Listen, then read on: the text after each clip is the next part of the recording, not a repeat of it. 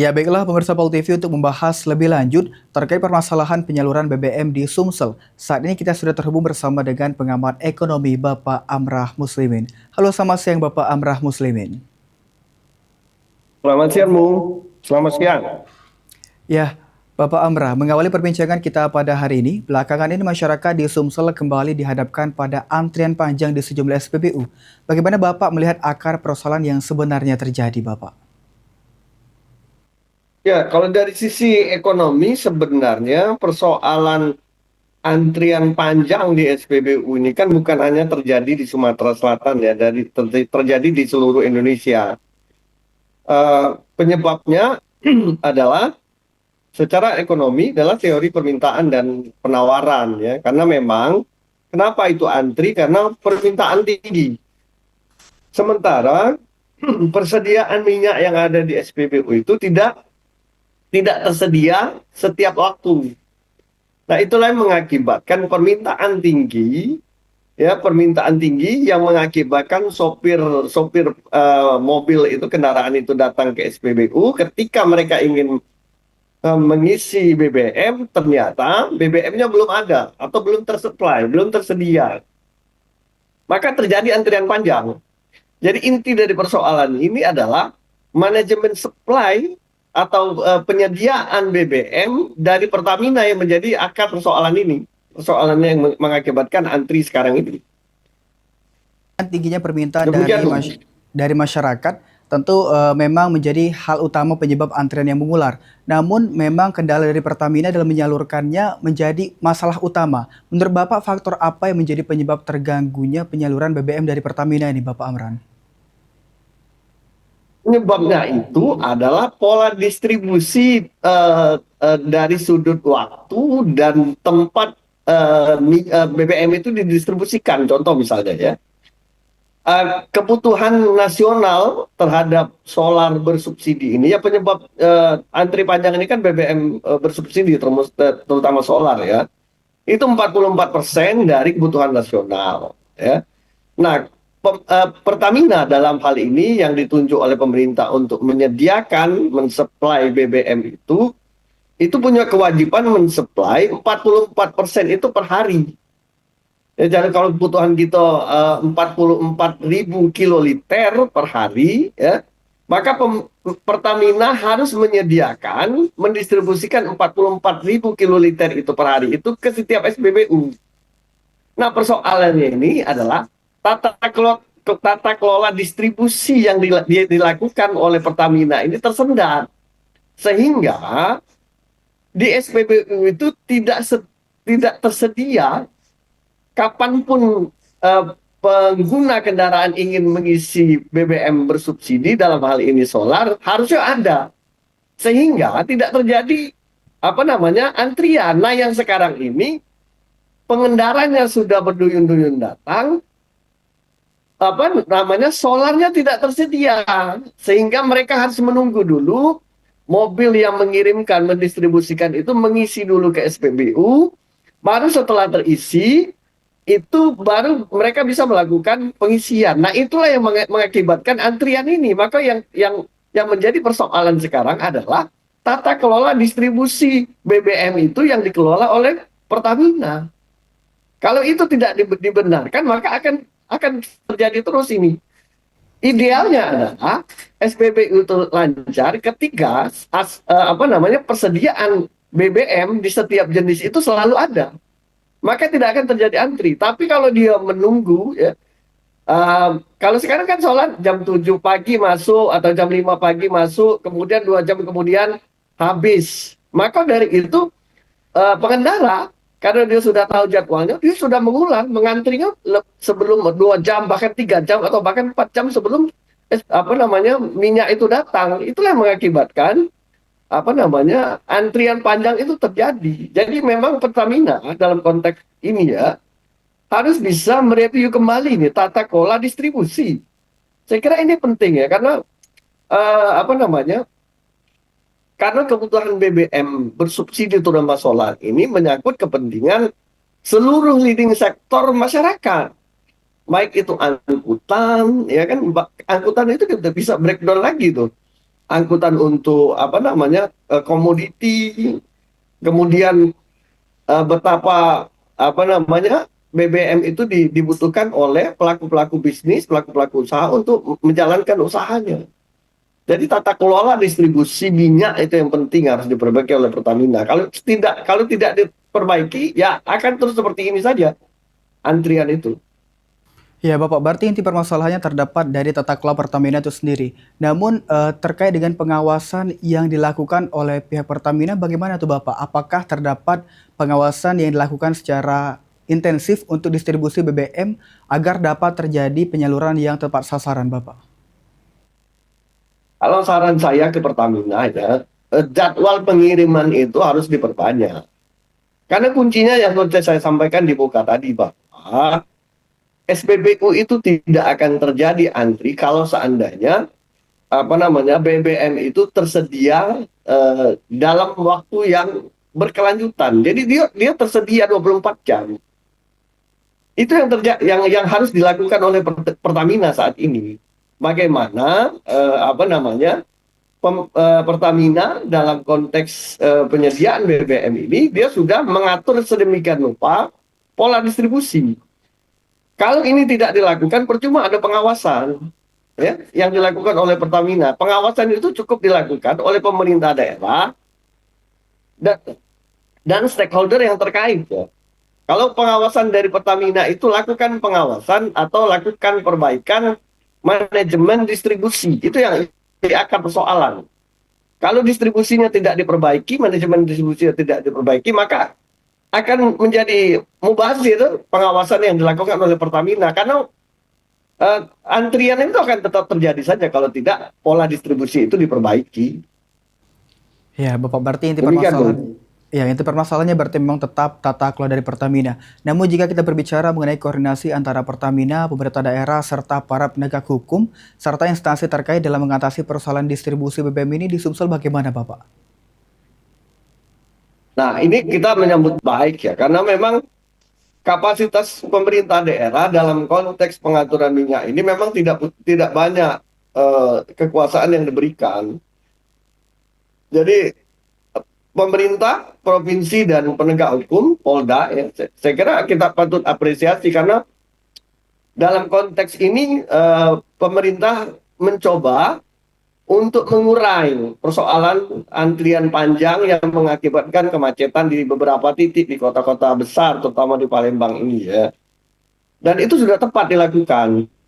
Ada beberapa langkah yang dilakukan, yang saya lihat ya dilakukan oleh pemerintah provinsi bekerja sama dengan Polda. Yang pertama, dia menyediakan atau menginstruksikan untuk melakukan 24 jam. Tapi 24 jam itu harus diikuti oleh kepastian dari pengelola SPBU dan Pertamina untuk menyediakan BBM itu ada selama 24 jam. Kalau dibuka 24 jam juga, kalau tanpa ada tanpa ada BBM di SPBU itu menjadi percuma. Kemudian yang kedua, Satgas yang dibentuk ini adalah untuk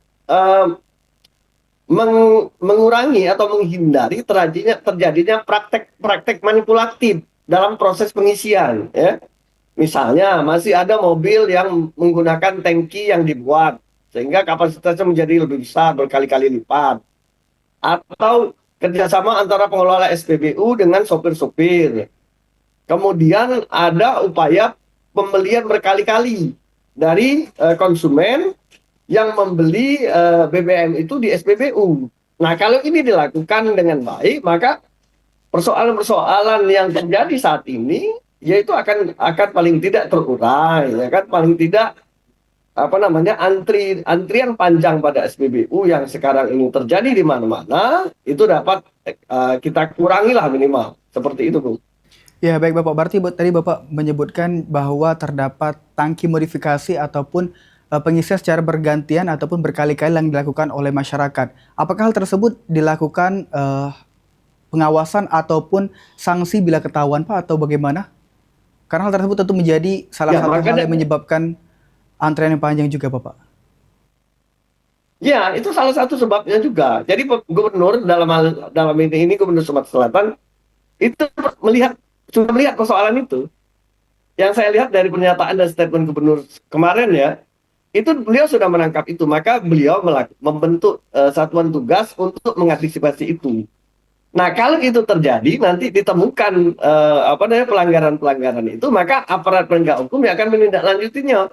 Karena itu melakukan itu dalam bentuk apa pelanggaran hukum. Jadi terhadap konsumen atau pribadi yang melakukan tindakan-tindakan yang dapat merugikan konsumen lain, itu bisa ditindak oleh aparat penegak hukum karena melakukan tindak pidana. Tinggal menyesuaikan pasal pidananya saja, pidana apa yang dia lakukan seperti itu. Bapak, jika seperti itu bagaimana masyarakat dapat berperan dalam mendukung penyaluran BBM agar tetap tertib Bapak dan tidak memicu kepanikan? Selain dari melakukan modifikasi tangki tadi Bapak.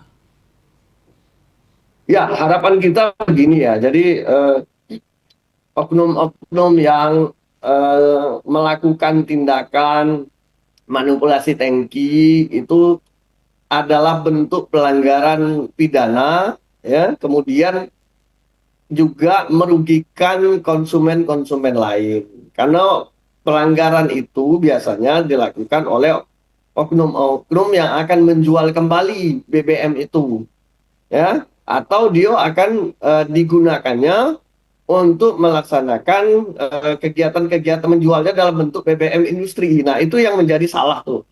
Ya, jadi itu harapan saya kepada masyarakat untuk bisa paling tidak satu tidak melakukan itu. Kalau kemudian yang kedua melihat tindak itu dilakukan ketika Anda mengisi BBM itu laporkan. Karena kalau itu dibiarkan itu akan secara signifikan mengurangi kebutuhan-kebutuhan yang BBM ini kan terbatas persediaannya. Kalau sudah dilakukan manipulatif oleh beberapa oknum, maka otomatis akan mengurangi hak atau pengguna lain. Saya misalnya butuh 30 liter, terus diambil oleh orang-orang yang melakukan manipulatif, maka hak saya untuk mendapatkan BBM 30 liter menjadi hilang. Dan itu akan mengakibatkan kerugian bagi masyarakat itu sendiri. Maka dua yang harus dilakukan adalah jangan lakukan, kemudian apabila melihat tindakan-tindakan baik dilakukan oleh masyarakat lain atau dilakukan oleh oknum-oknum SPBU, laporkan. Karena itu salah satu penyebab dari peristiwa-peristiwa yang terjadi saat ini. Termasuk kemacetan-kemacetan itu salah satunya disebabkan oleh itu. Baik Bapak, berarti kontribusi masyarakat tentu berperan krusial dalam hal ini ya Bapak. Dah, mungkin yang terakhir Bapak, apa Ya, pesan Bapak terkait dengan kepada masyarakat Sumatera Selatan terkait kondisi penyaluran BBM pada saat ini Bapak? ya, saya melihat persoalan BBM ini kan sudah teratasi sebenarnya dengan mandatori pelaksanaan B50 khusus untuk solar ya. Jadi dalam beberapa literatur yang saya baca, itu target pemerintah itu dalam kurun waktu sampai dengan bulan Oktober nanti, itu produksi B50 kita itu sudah 100%. Jadi seluruh SPBU di Indonesia ini akan diisi oleh solar B50. Jadi B50 itu adalah komoditas solar yang 50% dari minyak nabati, dalam hal ini sawit, kemudian 50%-nya adalah minyak dari fosil yang dieksploitasi dari bumi ya. Nah, ini mudah-mudahan kebijakan pemerintah ini dimulai dari Oktober nanti ini akan menyelesaikan persoalan-persoalan keterbatasan persediaan BBM yang ada di SPBU. Kalau saya perkirakan di bulan Oktober nanti mudah-mudahan tidak akan ada lagi antrian-antrian panjang karena BBM kita sudah mampu, bangsa ini sudah mampu memproduksi uh, BBM solar itu dengan sendiri ya, dengan mandiri tanpa tergantung pada impor ya, pada negara-negara produsen minyak bumi, sehingga mudah-mudahan ini akan dapat menghilangkan antrian-antrian panjang yang terjadi di SPBU. Yang selanjutnya dalam rangka untuk menuju Oktober itu ya kita harus bisa memahami ya, masyarakat juga harus bisa memahami bahwa ketersediaan BBM ini bukan hanya terjadi di keterbatasan bukan hanya terjadi di Palembang, tapi di seluruh Indonesia, bukan hanya di seluruh Indonesia, tapi hampir seluruh negara mengalami hal yang sama seperti yang dialami oleh Indonesia. Dan bangsa ini sudah berupaya, pemerintah dalam hal ini sudah berupaya untuk memfasilitasi dalam bentuk penyediaan BBM yang dibutuhkan oleh masyarakat. Walaupun pada faktanya kita harus mengantri panjang. Nah, mengantri panjang inilah yang harus menciptakan budaya-budaya antri yang baik, ya kan? Sehingga tidak memunculkan persoalan-persoalan yang lain. Seperti itu.